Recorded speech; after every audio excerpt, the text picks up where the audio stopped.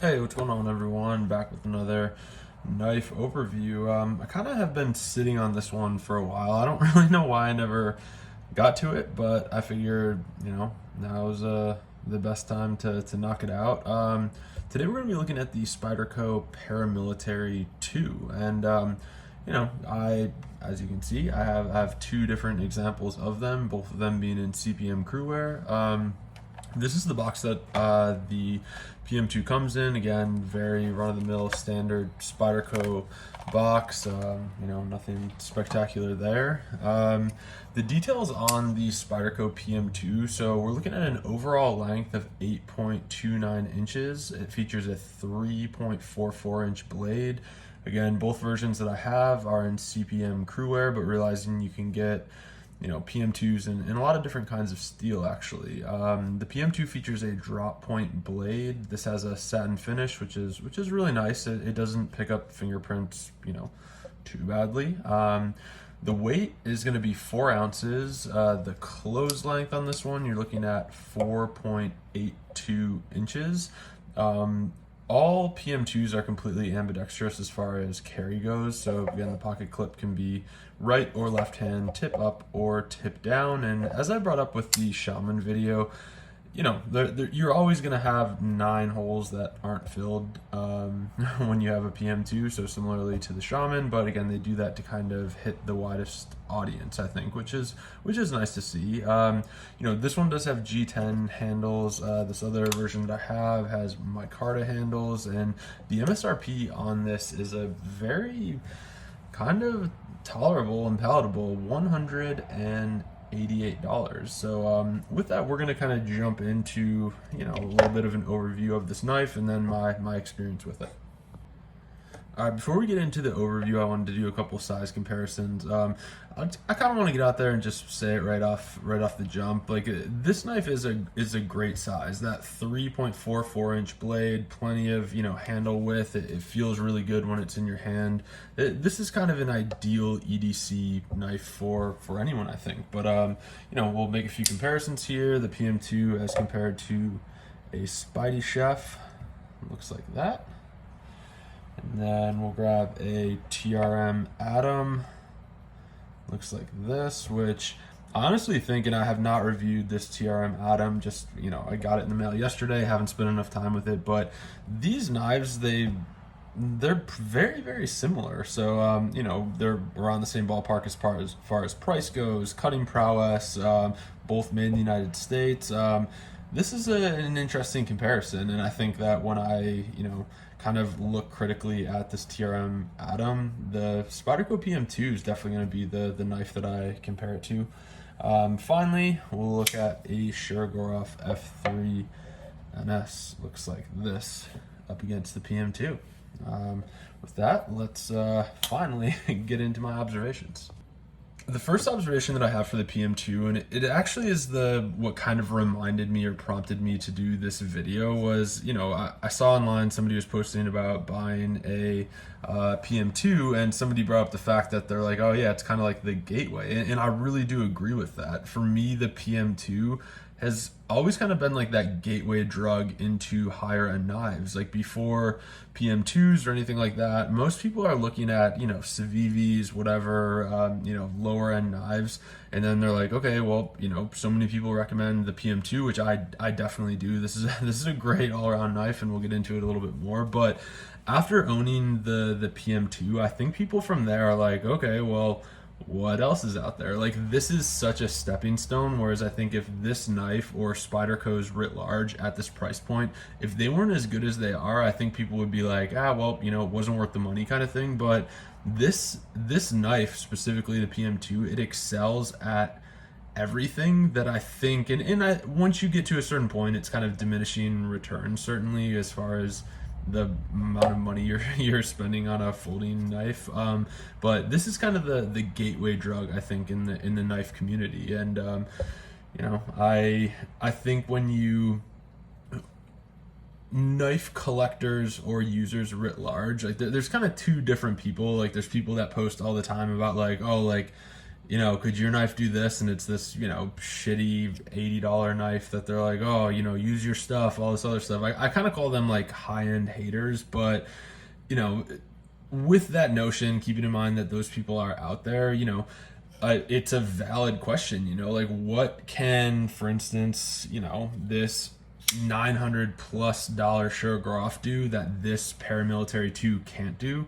The answer is nothing. There is nothing that this knife can do that this knife doesn't, but I would kind of, throw a question back your way. And again, I like to use cars as examples or whatever. Like, why do people drive Ferraris then when a Toyota Camry will get them to Dairy Queen or wherever they're going? I mean, like there is some like it's an experience type thing, and if you don't get that, if you are like utilitarian to the core, like good for you. You are on a different level. Like you kind of yeah. But as far as like me or people I know that collect knives or whatever, it's more about the experience, and it's certainly not like, I mean, the Shurgroff, any folders that I have, it's not like I leave them in my gun safe and pull them out, and then just like look at them and then put them back or whatever. Like it's nothing like that. It's more of the experience and having something that's higher end, and you wouldn't understand that until you realize it, I think. The next observation that I have for the PM2, which, based on my experience, I've said it before, Spyderco is writ large, like, and the PM2 is not immune to it. These knives are not going to be winning any beauty contests, but I do think as far as the PM2 goes, everyone definitely respects this knife. Everyone. I don't care who you are. If you're like, oh man, I only have Shurgorovs, oh man, I only have Customs, I only have Curtis, whatever. Everyone that you talk to, I think, has owned a PM2 at some point, and nobody really has flack to throw at it. I've never seen it, but it's one of those knives that at $188, you could pull this out, and no one can turn their nose up. If they do, they're fooling themselves. Like, this is such a solid knife, whether you're want to get a quality knife that's USA made, getting into the game kind of thing, or just for all around use. This is I really can't, like, pound for pound, dollar for dollar, I cannot recommend a better knife than a Spyderco PM2. The next thing that we need to talk about, since we just covered, that $188 MSRP, and I've talked about it before, but I'm going to foot stomp it again.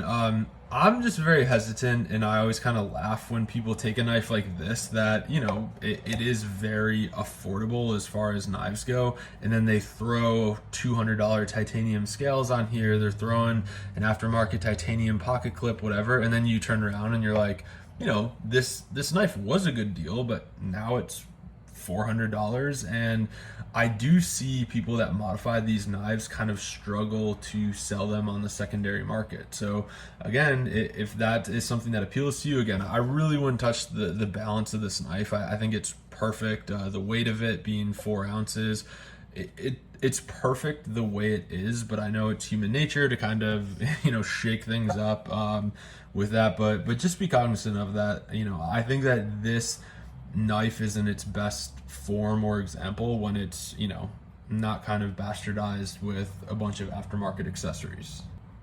So with that, if you've been kind of thinking about getting into the knife game, you're looking for a harder use US made knife, for $188 I cannot recommend enough a Spyderco PM2. I think all around, the ergonomics, the sliciness, what it kind of brings to the table and offers.